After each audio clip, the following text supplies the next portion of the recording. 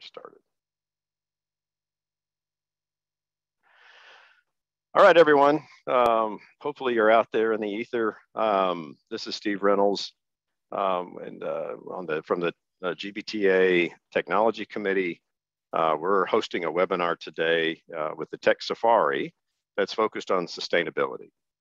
What we've done is we've collected what we believe are 3 of the companies that are kind of leading the charge, leading the effort, spending a lot of time building out solutions in regards to sustainability.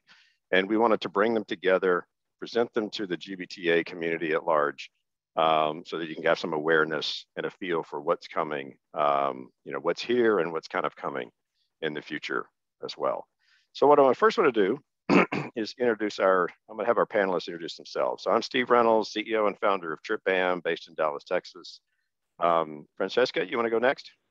Yes. Good morning, everyone. My name is Francesca DePirin. I'm with Upside Business Travel. I serve in their account management team, and I am based in Stamford, Connecticut. Great. Tanya? Hi, good morning, everyone. My name is Tanya Pino. I'm Global Travel Manager at Intuit, and I am based in Phoenix, Arizona. Last but not least, Annette. Good morning, good afternoon, everyone. My name is Annette Cumming. I'm the Vice President of Channel Sales at Deem. I am based in Omaha, Nebraska. Thanks, Steve. You bet. Thanks, guys. Okay, so just a little bit on format, so you kind of know what's coming. Each of the companies have been asked to walk through a series of slides to cover kind of what they do in about a 5 to 7 minute sort of session. At the end of those, we're going to ask them a bunch of questions about their company, their product, their service, and such. After we get through all 3 companies, then we're going to open it up to Q&A. Now, the Q&A has to be done through the chat area in Zoom. So if you look around on the screen, you should see a chat button somewhere.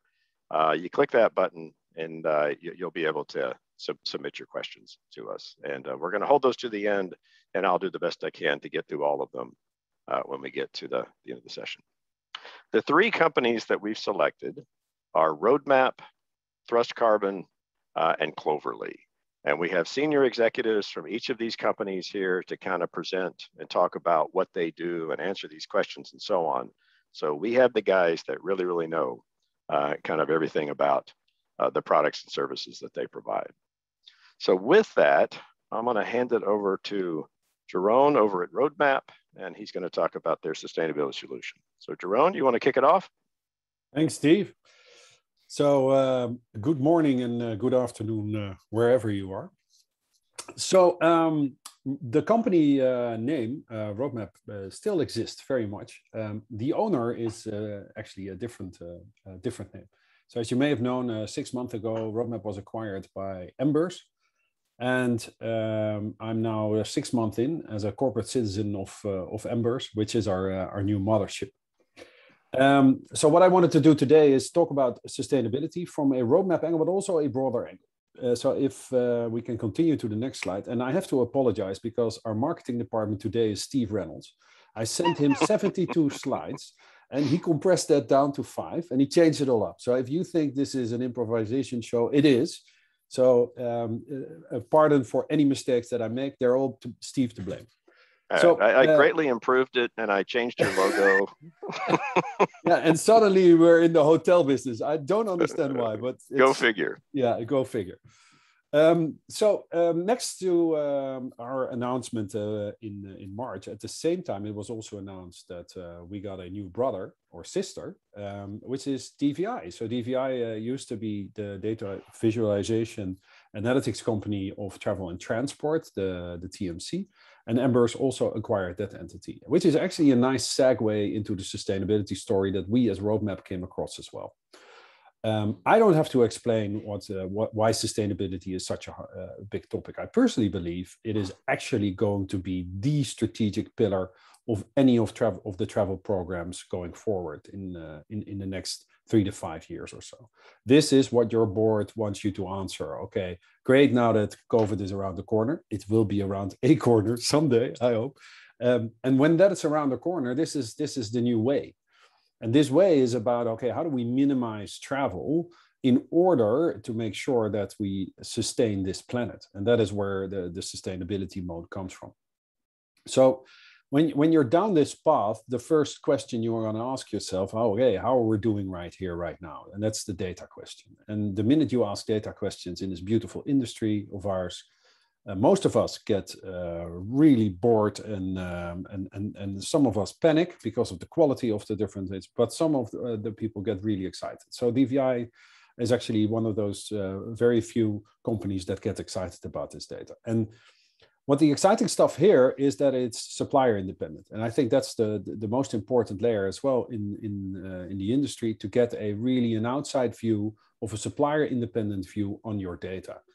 And that also ties into the sustainability angle. So if you can flip to the next slide, Mr. Marketing Department. What we have done as roadmap is actually on the other side of the equation. So if we think about sort of upstream and downstream, and the data is actually upstream, then downstream, the consumers of the data are actually the travelers. Because when you think of it, when we start to refine all of that data and the insights, you then want to take action. And that's the same stuff here. So in the data acquisition, on figuring out, okay, what is the impact of my travel program? And where is that impact going? And then what do I want to do with it? And then we start talking to our employees. And this is the first layer of any of the sustainability programs, building awareness. And building awareness means to the individual traveler what that actually means on a trip-by-trip base. What am I actually encountering? So what is my sustainability impact? And carbon is just one thing, but it's actually about all of the choices that we make as human beings, but also as travelers and also as companies, and making sure that comes across as well. And we as Roadmap obviously have been very fortunate to have one of the I think one of the master drivers in the business, which is Microsoft, that set out obviously as one of the first again in the industry to say, okay, we're going future forward on a sustainable travel way. So I think we started this journey 3 years ago with Microsoft, and it all started on the data as well. And that's also beauty of having a big tech company as a client base. They get this data very well, and they also helped us establish all of the ways that you actually have to calculate this data, which is also another important thing for you as travel professionals to understand. There are very ways of managing and calculating the data. And that's also what we saw with all of our customers.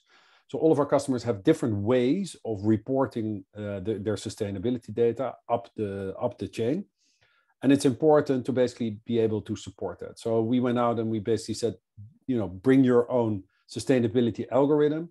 So anything that we do, we tie it to the sustainability algorithms that the company is already using, and making sure that that data is consistent in all of the boxes. And then I think that is important. It's not getting it right, but getting it consistent is actually the single most important layer. Glenn will be talking much more about that, hopefully, after me. But getting that consistent layer is very important to get into those first steps. Then the second step that we've done together with Microsoft is making sure that that data then becomes actionable. So what you see here on the slides is basically what we do within the Roadmap environment. If you don't know about Roadmap, it's basically a virtual travel assistant or on steroids.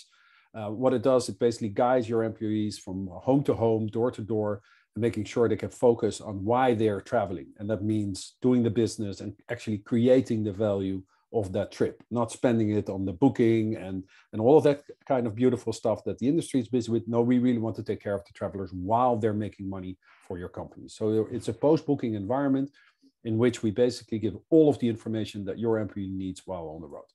And what we do then is we basically take all of the travel data and translate it to an employee point of view. So in this case, on the right-hand side, you see the yearly output of an individual traveler. So that's their own little dashboard that is part of the app. And this individual basically had the impact of 43,000 plastic bags.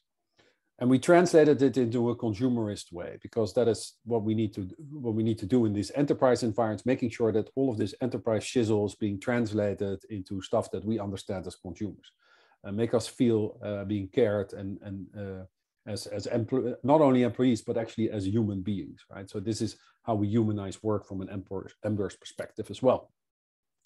And if we take that to the next step, this is also how we make that data actionable on all of the different items So for each flight, for each hotel, for each car rental, we provide a way to see the impact on the homes powered, on the plastic bags that you actually could have saved when you not take that flight. And then onto the next layer, it is actually about creating alternatives. And this is the next step, obviously, which when we move to the awareness, then we actually want actionable change. So if you have this, and it's the most cliche example, right? So you have this flight from Amsterdam to Paris, and it should actually be a train. Now, in some company cultures, it is allowed to basically say you're not allowed to take this. That's not the Microsoft way of doing business. It is actually to start making employees aware that there is a better and sustainable way to do that same trip. So the next trip, you can basically better take a train. And this is where the things come together. So the first layer is the data to understand what is really going on. The second layer is building that awareness towards the traveler. And the third layer is creating actionable insights. What kind of campaigns can we build together with our suppliers in order to change the behavior of our employees and make them part of the same team? This is not on you travel managers, on us suppliers. No, this is for all of us. And we really want to get that feeling across that this is a team effort. So everybody's on the same team here to make sure that we save the planet. So that is what we're trying to do here with Roadmap. Okay, boy, I've got a ton of questions. So is this live in production? If I'm a company, can I somehow get access to this today? Yep. All right. And then the calculations that go into this, is that something that you guys do, or is that a third party that actually comes up with how many plastic bags equivalent? So as explained, right? So every company has its own sort of protocol that they adhere to. So for instance, you have the greenhouse gas protocol. So that is what Microsoft uses, and they have the calculations in place to basically translate those into the carbon impact. And then we have taken sort of open source models to translate that to carbon to plastic bags or homes powered. And those are also part of the same protocol. But if I'm a company and I don't have a protocol yet, I haven't come up with sort of the calculation for taking this flight or staying in this hotel or booking this car, where would I get that? Well, there are multiple ways of doing it. Obviously, as Microsoft obviously is the lighthouse customer for the rest of the industry, it's a pretty good best practice to follow. So, a pragmatic way would be to advise that. The other way, is to start enhancing your sustainability program and to start to adhere to the science-based targets and become an SBTi organization. Call Glenn and figure out how he can help you build that on much more layers than only the travel.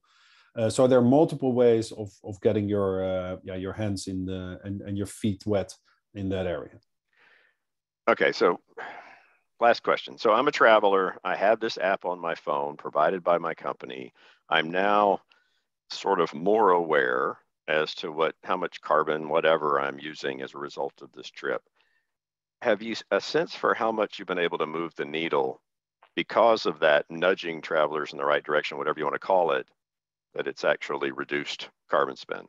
Yeah, that's a super cool question, which is really hard to answer given the situation in the past 2 years, because I think we rolled this out like globally, I think 3 months before COVID.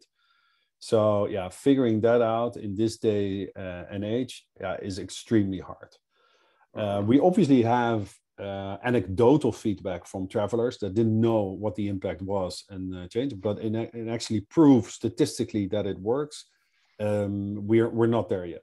Yeah. I do know that for me personally as well was the same for hotel, for flight and train. Right, there is this level. Shame is a bad word because it's typically how they, I don't know, the flight shaming as they call it in Europe. Maybe you have the same in the US. Shaming is a bad word, but you get to this level of you start to understand, okay, I need to dig deeper before I make this choice. So I just had this trip to Frankfurt. I think 3 years ago, to me, it was super duper logical to jump in a plane and not think about it. And you already start to notice like, okay, and it's because of all of the other stuff that we see in the press, but the constant awareness being created, that is ultimately what drives the behavior. And that is where we need to get to. So it's not a silver bullet. It's just part of all of the other stuff that you'll be doing. There's no one way of doing this. You have to do all of the things together. Okay. Anybody else on the tech committee have any questions? Annette? My question, Jerome, was to that topic. Just what the travelers' responses have been having this, and to your point, maybe there aren't as many people out on the road using this. But what's been some of the initial feedback, specifically from Eric and the team at Microsoft, how travelers feel having this tool at their disposal? Yeah, Microsoft is obviously, it's also very deeply ingrained into the purpose of the company. So they're actually on the team. We've had also other companies in which their sustainability program is not as forefront as it is within Microsoft. And the traveler said, what is all this carbon doing in my trips overview, right? So it's another layer, right? It's not to please anyone. I also found out that in the US, it's actually quite a political subject, which was new to me. Like, okay, so that is also a reality that you have to live with. But generally speaking, the way that the data on the beginning, that was actually most of the work. This is the sexy stuff that you see, which is actually maybe 10-15% of the work. But most of the work gets into normalizing the data and figuring out how you can actually make those calculations. And once that is in place, then all of these campaigns and stuff go in. I think that also to your point is to finish that loop and making a consistent way also to the point of sale is obviously where we need to take this next. And that is obviously what we're looking at to the future as well. All right, Jerome, thanks for all that. I have a question for Jerome, if we have time. Yeah, we do. Go ahead, Tanya. Yeah, Jerome, I'm a buyer, so we tend to focus on the air carbon offsets a lot. The data, first off, I should say as well, great job on the scale down of the slides. You did a very, very good overview of your company. But the data insights, the first slide that we've seen, they look really great. Would it be possible for our participants to maybe get a sample, if they wished, of that report deck to show to our sustainability folks within our organizations? Sure. That's great. Yeah, one thing I forgot to mention is if you do have an interest in any of the companies and want to contact them directly, let me just back up here. At the bottom of the intro slide here, there's an email address. Just you can take that, and you're going to get a copy of this deck, after we're done here. But just email that individual, and you should be good to go. All right. So with that, we're going to move over to Glenn over at Thrust Carbon. So Glenn, you ready? Absolutely. All right. Thanks for joining today. So take it away. And thanks very much for having us, Steve, and everyone on the committee as well. It's great to be here. So let me introduce briefly, for those of you that aren't already familiar with us at Thrust Carbon, we are a green technology startup. So at the early end of the journey that Jerome described, and we position ourselves as an emissions intelligence partner and solution offering to the industry. So everything we do is centered around our vision of a world where our actions don't have to cost the earth, and powering that is our mission to help make travel alongside our partners and clients effortlessly green. So one of the big reasons that we always like to really just hit coming out early, why now, why this conversation, as we've already touched on, as I'm sure many of you are familiar with, the sustainability conversation, it is picking up steam again. It is something which we've had a lot of focus on for the last 18 months, and something which was briefly mentioned by Jaren as well. The Science-Based Targets Initiative, probably one of the more well-recognized sort of groups and reporting initiatives that are out there, is gaining increasing traction. So there's now well over 1,700 companies that are submitted and published into the Science-Based Targets Initiative. And a lot of these, as you can see in the recent number from August, are committed to the more aggressive 1.5 degree trajectory. And what's important about taking this into account is that for those of us that have really strong ambitions in our organizations, in our supply chains and our other stakeholder groups, this is something that requires a lot more than just the typical sort of baseline. We think we know what our emissions are and we're going to offset those emissions and we can just tick that box and move on. This is something that requires much stronger data, much better insights, and much more dynamic tools to not just help our businesses report on this, but to help our travelers be a part of the solution. So if you can take us to the next slide, Steve. Yep. This is one of the areas that we at Thrust Carbon like to always really try and call out, because many of us will already have some sort of access to some sort of number, perhaps in some of our products or some of our reports, most likely not all of them. And in some cases, we may know what those numbers mean, but in most cases, we find that we don't. We're getting some sort of emissions number, and very often it's a very basic average. And while that's better than nothing, at the point that we're at today, it's entirely reasonable and possible to go far beyond that. As Jerome also touched on, we have so much data in the travel industry. The solutions that we work with throughout our travel programs, there is just an abundance of information out there that allows our programs themselves to calculate, but also specialist partners like us at Thrust Carbon and other solution partners to really get into detail on this. So some of the things that we do as standard when we look at emissions and calculations is we take into account the equipment level detail of your travel. So just to pick one category, first and foremost, flights. It's very common to receive an emission when you look at a flight, but what you're getting there is a very basic average applied on just the airport to airport distance. We're not taking into account things like the carrier, the aircraft that's being used, the actual load factors, the cargo and passenger splits. All of these data points are accessible. And we use these at Thrust to make sure that when we look at your complex and comprehensive travel, then we're generating a really accurate and detailed emissions number, which not only helps you report, and obviously if you do want to contribute to sequestration projects, carbon capture projects, or offsetting in general, then you're doing it with an accurate number.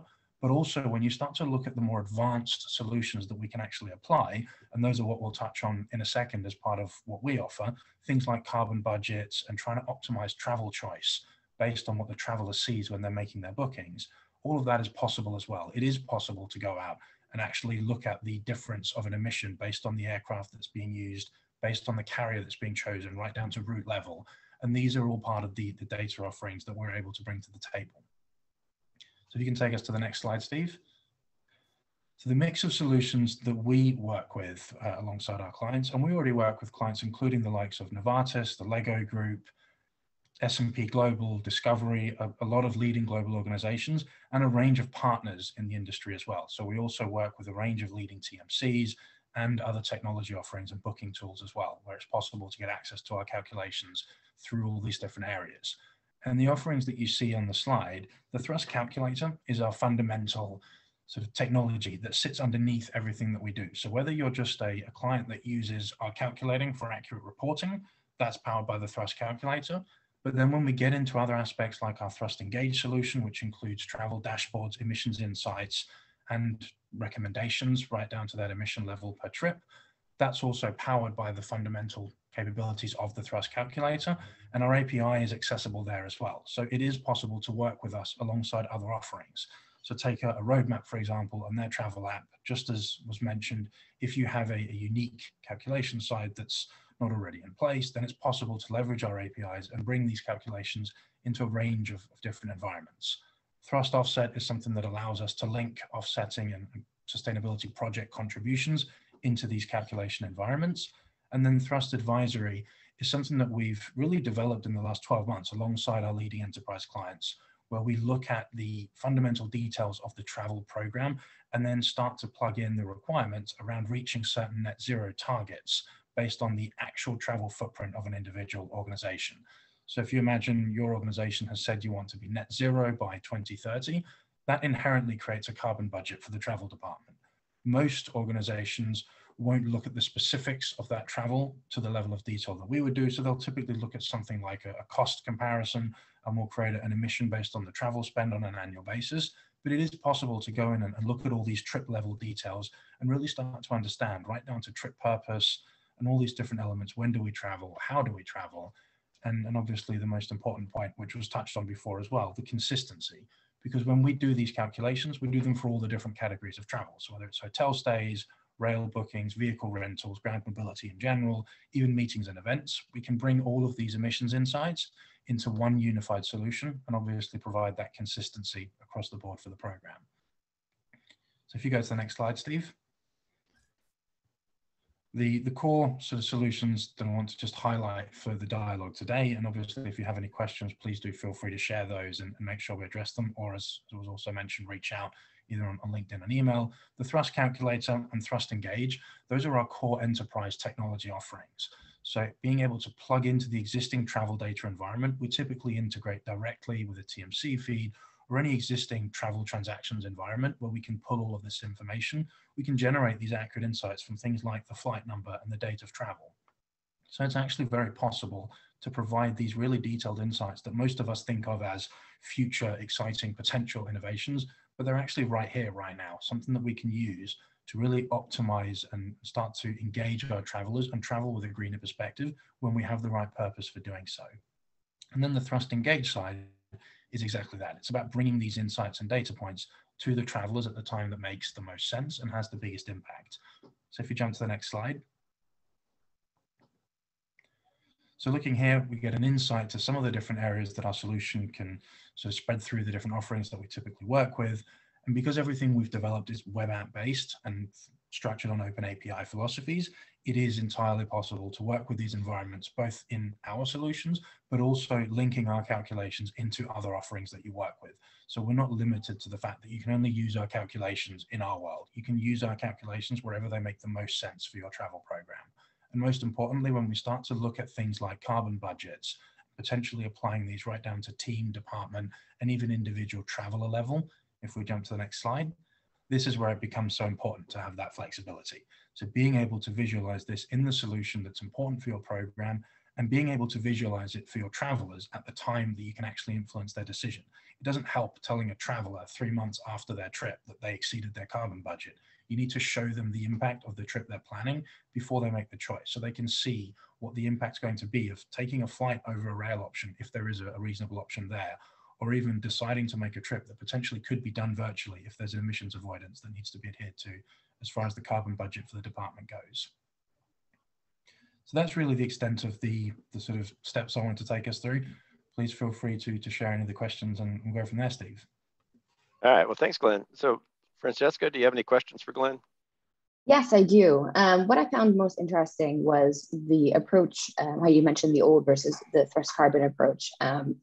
So when you're talking to a company that maybe feels that the current solution is working well enough, how do you typically approach these conversations to educate them on that there's much more to it than just, you know, the emissions from a flight, but all the other little data points that you mentioned? How do you have those conversations? So up until now, most of the time when we have that type of dialogue, it's because we're being asked to compare. So we're being asked to take the information layer that's in place and do a comparative calculation to show why it's important to go that level beyond. And we typically find discrepancies anywhere from 10 to 50% because averages are applied on such vast volumes of data. You think of a sort of a typical $10 to $50 million travel program, which in the context of a large organization is still relatively small, but even there we see big discrepancies because there are such vast changes between the different travel choices. We've also done analyses where it's possible to reduce the emission of a travel program by up to 30% just by optimizing on carrier choice, for example.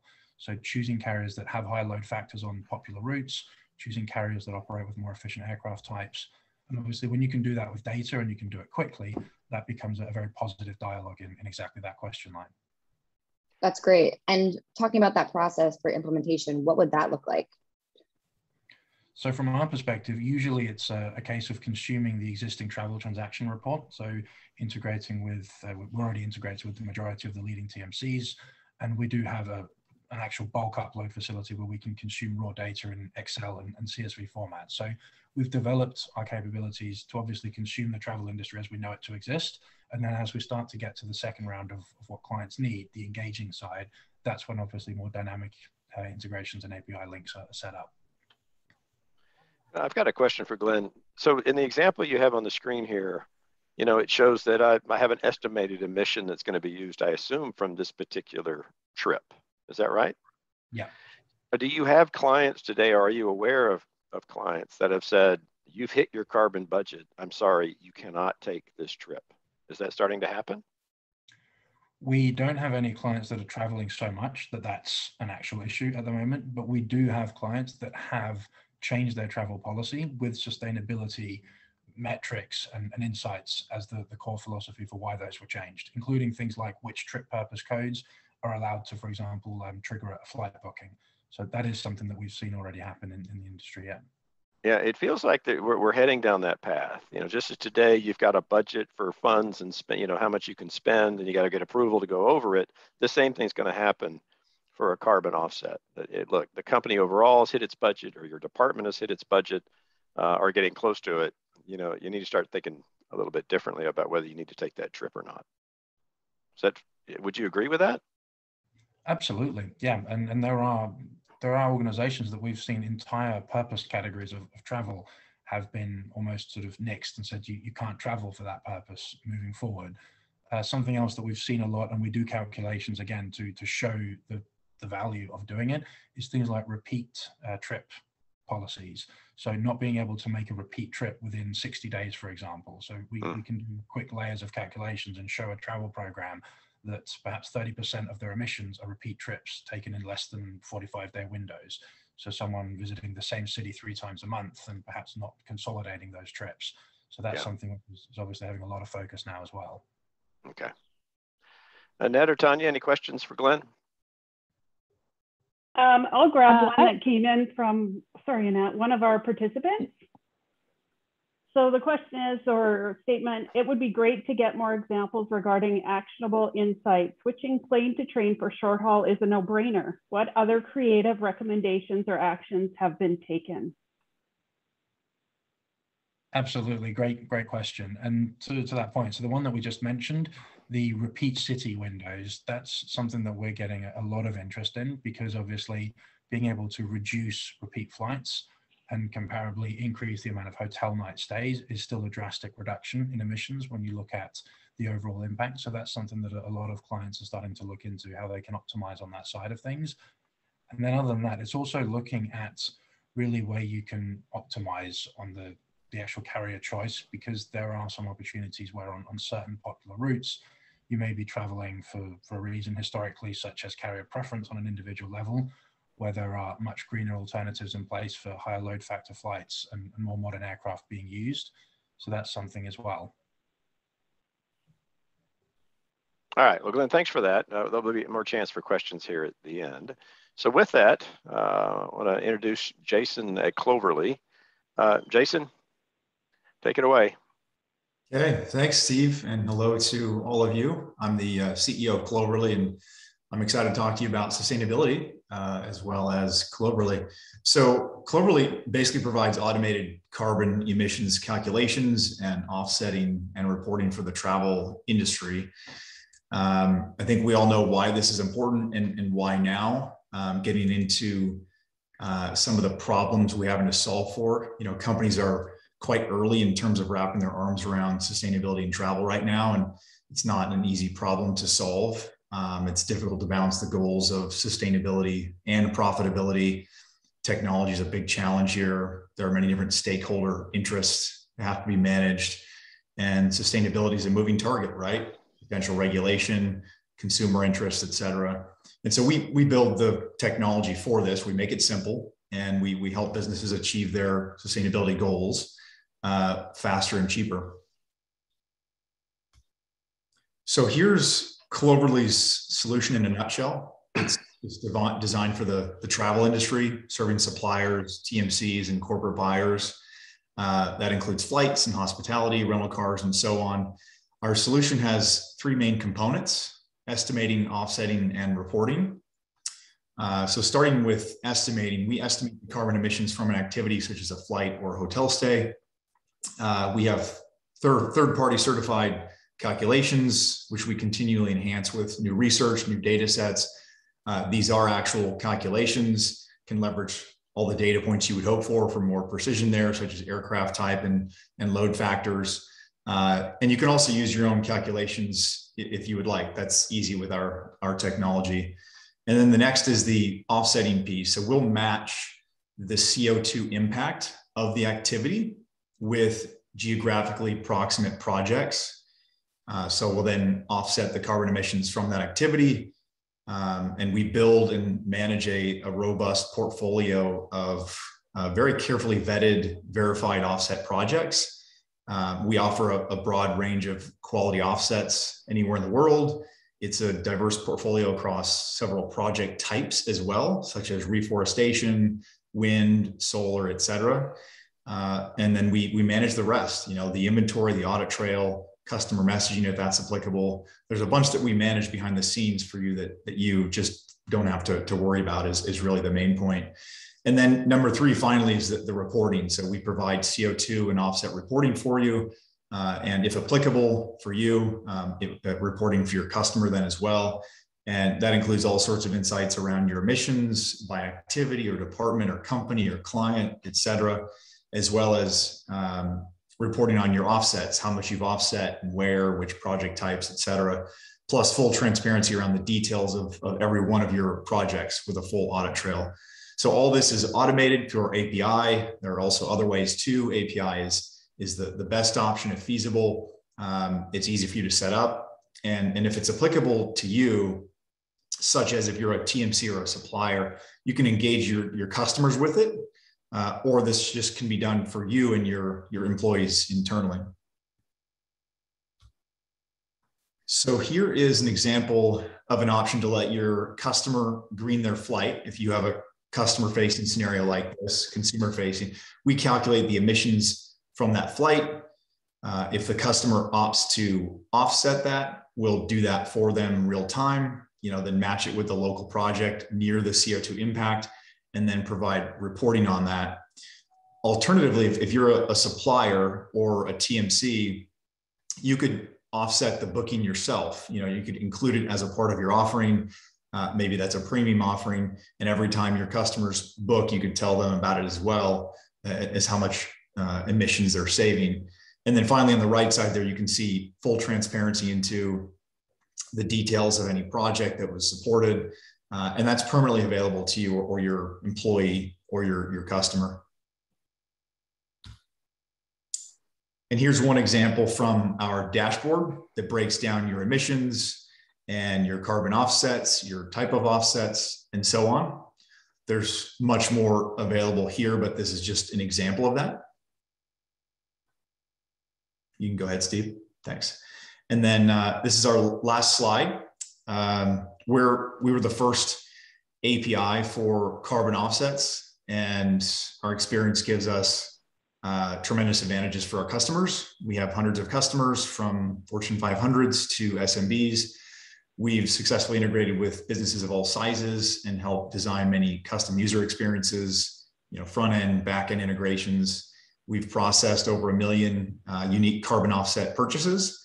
And then for the consumer facing scenarios, for example, if you're a supplier such as an airline or a hotel, we have several case studies showing improvements in revenue metrics. And we've learned a lot about best practices there because of our experience. And we're passionate about sustainability. We're laser focused on helping companies solve for sustainability, and we're innovating at a very rapid pace. So yeah, we'd love to chat with you. Happy to take any questions you have. So feel free to reach out if you'd like to discuss anything about sustainability. You can email me directly, and yeah, look forward to your questions here. Annette, you got any questions for Jason? I do. Jason, great information. Thank you for joining us today. You mentioned the range of customers that you have from SMB to very large. When you look at your customer base, are they viewing sustainability differently depending on the size? Or are you finding really it's common no matter what size of travel program you have? Yeah, good question, Annette. It's I think the biggest distinction by company size is how sophisticated they are in that. The smaller companies are looking for a simpler solution. What's my footprint?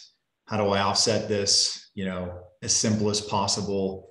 And then on the other end of the spectrum, as you get more to the enterprise side, they're going to have a higher expectation across the board, more sophisticated in terms of their calculations, their reporting, and the technology, as well as the carbon offsets. They're going to have more rigor, more understanding around the quality of offsets that you use.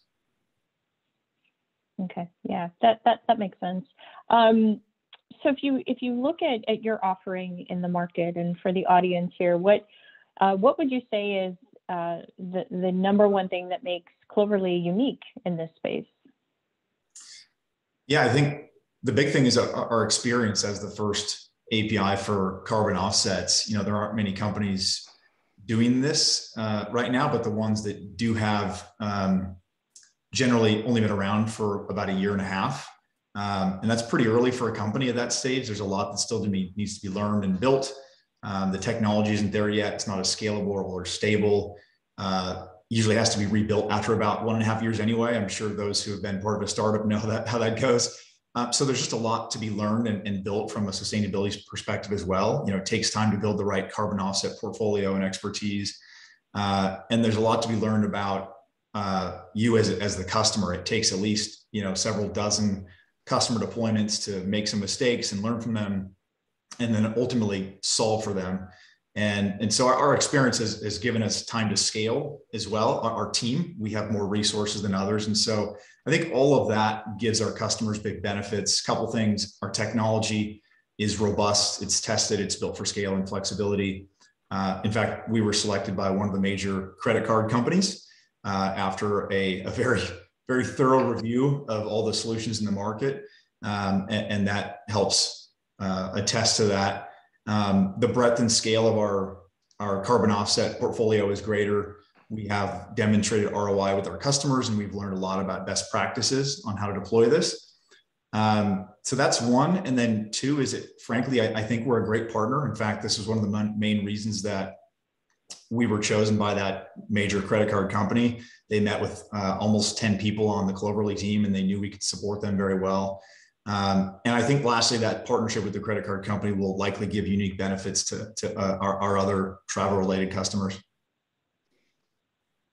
Wonderful. Thanks, Jason. Steve, Tanya, Francesca, any questions for Jason? Yeah, I've got one. Jason, if I understand right, are the majority of your clients on the consumer facing side, the OTAs, the online travel agencies, the credit card companies and such, or do I have that wrong? Is it more B2B? It's a mix, actually. Okay. Yeah, but we're seeing a fairly balanced mix across all the major dimensions: company size, and if I frame it the way I think you just asked, B2C versus B2B companies, as well as role in the supply chain, supplier versus buyer, TMC. Okay. And then one other question, and I guess this is both for Glenn and Jason. You guys do a great job of mashing up lots of data and then coming out with having a calculation that sort of estimates the amount of carbon to be used. Do you have any sense for how different those results are? So for example, could I get from Thrust Carbon a number of 1,000 and then from Cloverly get a number of 500, whatever those are? Or is there kind of a standard that's being created across the industry to bring some consistency here? It feels like there's good and bad, right? If everybody's coming out with the same number, that's not all exciting. But if you're coming up with different numbers and creative ways to calculate, it just feels like it's going to head towards a norm to some extent. So any thoughts on that? Yeah, I think, Steve, good question. There is a range, and it does vary by use case, right? Like flight, hotel, et cetera. The range, I think the biggest variance you'd see is if you're talking about if someone's using just an average versus a scenario specific calculation based on more advanced data. In the flights example, using carrier type, load factors, et cetera. If you're using that, then it gets closer. And I think overlay that with different use cases, how that's another part of the answer here, how it depends. If you look across all these different use cases, each one can vary a good bit in terms of how much there's a standard today. Like in some of these calculations, there are publicly available calculations you can leverage and put into your technology, pretty straightforward. They're certified by third parties, et cetera. And then in other areas, it's not as developed. That could be for different reasons. Probably the most common reason is lack of good data, right? Your calculation's only going to be as good as your data. And so I think that's where it could also vary. But ultimately, Steve, I do believe that yeah, the bar will continue to be raised here as we get better data and we get better research in. Yeah, Glenn, what would your response be to that question? Yeah, and I think Jason already put out some great points there, and I completely agree with pretty much everything that was said. The only other thing I think would add from our side, where we see the discrepancies, as I guess was briefly touched on, it tends to be when either certain averages are applied and then gaps obviously aren't addressed. And then as you start to plug those gaps, you can obviously create some discrepancies, or in some cases, and this is definitely something we're seeing less and less of, but underlying principles like radiative forcing, for example, not being used, which so radiative forcing, just as a quick touch, if anyone's not familiar with, it's an index that's applied, a multiplier to air travel, because when the emission takes place at altitude, it has a much stronger impact than if that emission took place at ground level. So the metric which is used there is 1.9. So you multiply the emission by 1.9 to apply radiative forcing.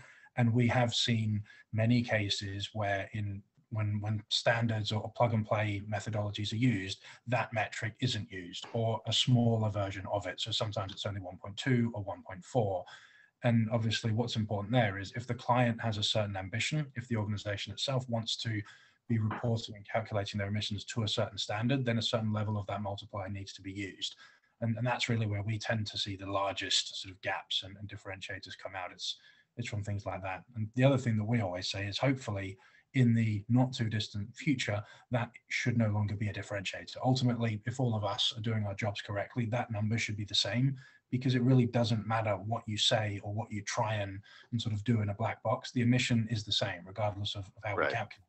So what's important is how do we as specialists and solutions providers in the industry, how do we connect it to all the different elements that the travel program and the traveler needs for it to make a difference? That's what we hope to differentiate ourselves on moving forward. Yeah. All right. Good points.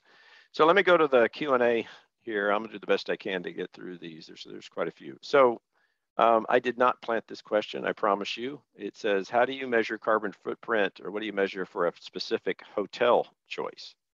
So I'm staying in a hotel, or I booked a hotel, or I'm about to try to decide between hotels. How the heck do I decide this hotel has less carbon impact than the one across the street? Can you guys have any thoughts on that? Who wants to go first?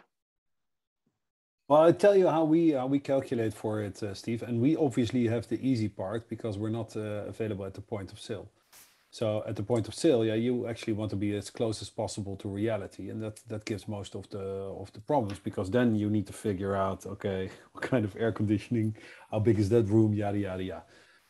But typically, also within the protocols, there are averages per room night in kilograms carbon per room night. And the companies actually use that within the protocol. So it doesn't have to be exactly right. It has to be consistently wrong, right? So and that is the level of how we manage the data on the sustainability angle here, because you can't get down to the sort of the gram carbon per hotel. That's an illusion. So therefore, right, you have to stick to your protocol, and you have to make sure that that protocol reflects reality as big as possible. If then a supplier at the point of sale chooses to say, okay, I have the greenest hotel in the world, and then they have the certifications in place to actually prove that, yeah, then you have different ways of solidifying what then the real impact is. So if I understand you right, there's really no way, if I'm got a choice between a 3-star, this particular property and versus another one that's a block away, maybe the star ratings are relatively the same, other than a third-party certification, there's really no way to kind of guesstimate if one is more green or more sustainable than the other. Yeah? No, without any additional info, yeah, you will have a hard time figuring that out. Yeah. Yeah. Glenn or Jason, any thoughts on that? I would say just very briefly, I mean, even with the additional info, the hotel category is the hardest category to calculate for in travel today. So even on that side, it's still no guarantee that you would get a very accurate number. A lot of the certifications that we have, yes, they're good certifications because they give you an insight to what the hotel and the property is doing. but the vast majority of them, they don't actually have any data which allows you to quantify what that means from a room night emission perspective. So right. it's not really something you can just pick up and say, hey, this one's got a green key, this one's got a green leaf, this one doesn't wash their towels. It doesn't really help you go in and actually say this is 30% less emitting than the one across the street. You would need so many more metrics from the property itself to be able to start and do that. So it's a really tricky one when you want to get to that level with hotels, where we're hoping to see some interesting developments in the coming months, but it's definitely not something that we can get to the same level of accuracy as flights, for example, because the data is Right. just better. Jason, anything to add? I agree with both of what they said. It's this is the hotel's use case is one of those that's very, very early on, and it's all about the data. Yeah. Okay, so maybe this next question is a test. I don't know, but it's what model, what equipment type for airplane is the most sustainable? Jason, you want to try and answer that one? I'll admit I do not know that. I do not know that fun fact, but I saw that question come in, and I'm actually very curious. My team might know it, but I feel like that's one that we should all know in the back of our head. What about other? It feels like it. Glenn, do you know it? Or do you have a sense for it? I don't know categorically which aircraft model. Ultimately, it would also be obviously dependent on the load factor, because you could have a very green aircraft flying, but if there's only one person on there, that person's still responsible for all the emissions. So it's kind of there's several layers to the response, I would say. The generalist answer ahead, is the newer the better. Yeah. Okay, so Dreamliner or A320neo from the sort of the general commercial aircraft would be the ones to look for, but there's still more levels on that. Yeah, good point. And also, if it's a prop aircraft versus a turbine, then that again makes it greener. So there's quite a lot of things to consider. So kind of calling along those same lines, there's an article by Gillespie not too long ago where he sort of made the argument that flying in business class was more sustainable than coach, and every traveler cheered around the country. Is that a valid perspective?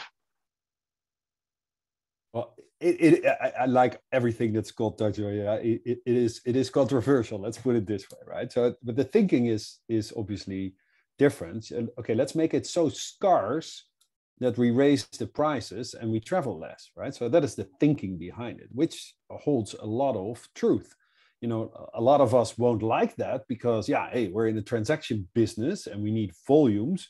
So therefore, yeah, we don't like this. But the thinking is right. How do we make sure that we actually move our industry to the value of travel versus the cost of travel? And if we increase the value, and we all agree that if you jump in a plane right now, yeah, there's a huge valuable trip that you're making. Okay, then you can also raise all of the prices accordingly, and we all travel less. Yeah, it's an economic equation.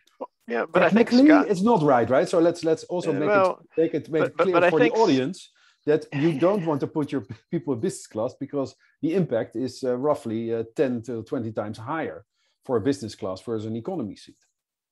Well, but I think that was his point. It was kind of based on weight. You know, somebody sitting in business class actually is taking up less weight on the plane than somebody sitting in coach, which may or may not be accurate. I don't know. But Glenn or Jason, anything to add to this? Not for me, honestly. Again, my team would probably know, but no further comments on me. Okay. I guess a question for Jerome. Does your solution, or maybe for Glenn and Jason as well, is it integrated with all the self-booking tools? It says Concur specifically. I know the APIs can be integrated to any of them, but any particular integrations that you want to call out? Jerome, why don't you cover first? Yeah, so we are agnostic to any agency, any technology whatsoever. So we just need the data and we're good to go. And where that data comes from, we actually don't care, and we consume it all. Okay. Glenn, Jason, as far as availability? We actually have a partnership in place with Concur. So we haven't published our integration with them, but it is something that we are working on and that will be available. And we're also integrated with a range of TMCs, obviously from client requirement perspectives. And as and when more requirements do come up, then that's something that we address on a project by project basis. Got it. Jason, any that you can specifically mention? at this point? All I would say for now, so we have several integrations, but it's the main thing there is similar to the first answer. It's just an API. It's very simple. You're sending back a handful of data points to us, and then we're using our application independent of that behind the scenes, and then we just send back a few data points. It's actually quite simple. Yeah. Okay. One other question, it's around actionable insights. It's, comparing if I take rail versus flying, I assume if I guess don't taking the trip is an easy one. But are there any creative recommendations or actions to have been taken? So I guess it's help me make the choice. And I guess that's what this is kind of all about. I know Roadmap, you're doing it from a behavioral perspective of nudging, and Glenn and Jason, y'all are doing it for a little bit different approach. But any thoughts on how to provide actionable insights to the end user? Yeah, so I also wrote the answer within the chat, Steve. So you have different levels of looking at it, right? So one is your program and your strategy. So how do you recreate your policy from a sustainability angle, right? So that's the strategic question. That's the first one you got to hit. And then the second layer is, okay, then you basically look at impact. And then indeed, avoid is always the simplest one. And then you move on to electrify, which is, move from a plane to a train. And then you move to decarbonize. So, okay, with all of those choices that I have to make, okay, how do I make sure that I make the sustainable choice? And then you get into a lot of fun stuff to start to play around with. So personally, on that first level, like the strategy, I love the no more one-day trips, right? So that's one of the things that doesn't make any sense anymore. Okay, why would I jump in a plane for one meeting in one day and fly back? Or maybe even one night would be questionable. Okay, then start packing more meetings into those trips in order to make it more valuable, right? So that is the first way of creating policies around it to increase the value of travel, which is actually good for the entire ecosystem, because that also may allow us to Scott Gillespie's point, to start spending more, right? It might be less at a higher price point, more margins, yada yada yada. And then and then downstream to the end user, you can go bananas, right? So you can start promoting, the Uber Lyft greens, like electric cars, find hotels in walking distance of your meetings. There are a gazillion of creative ways to start working together with your travelers to start building these more sustainable programs. And I would also invite, this is a two-way street, right? So don't be the controller of these programs. Trust me, there are more employees that have more and better ideas than you on how to make these programs more sustainable and make them part of the journey, make them part of the team. Glenn, Jason, any comments on that? I agree with those comments. I think there are many ways you could do it. A few others that come to mind, just kind of cherry picking. Certainly at the point of booking, a real practical common scenario, if someone's comparing flights and they're the same price and you could show the emissions produced from one versus the other, then that wins the tiebreaker, right? That's a really easy one. Or maybe there's a small difference in price and you could translate that difference in price. You could compare that with the cost of the additional carbon if the company were to otherwise offset that, and see which one is actually cheaper for the company. So you could find the win-win on both cost and carbon emissions based on some real-time cost of carbon calculations. I think there are a lot there, but those are just a few more I would cherry pick. Yeah. What about you, Glenn? Yeah, something I would add just to the nice list now is also making it real and contextual for the traveler. So not using the sort of traditional sweeping recommendations we may be familiar, which is, hey, you should not fly, you should take the train. Because if there is no train on that route option, it doesn't help to tell someone to take the train. If they need to make the trip and the only option for making that trip is to fly, then they'll need to find the best option of flying. So then showing them what's the most sustainable way of flying, Or if you're going to tell someone, hey, you should downgrade to economy because you have less emissions, again, don't tell someone that's always flying economy to fly economy. Then show them what is the greener carrier or what is the greener aircraft type on that route that they're looking at. So really making sure that when we bring these recommendations in, we're using all these data points that exist to make it valuable. So we're not just giving people sort of lazy average recommendations that may not even be relevant to the actual trip that's being searched. Yeah, good points. All right, guys, we got to wrap things up. So Annette, Francesca, or Tanya, any just last minute burning questions that you have? None for me. No, this was fantastic. Thank you, everyone. All right. Tanya, you good? All good. Great All right. presentations, everyone. Thank you. Yeah, guys, really appreciate you taking the time to present today. I also just appreciate you guys being in business and really focusing time, money, resource on sustainability in general.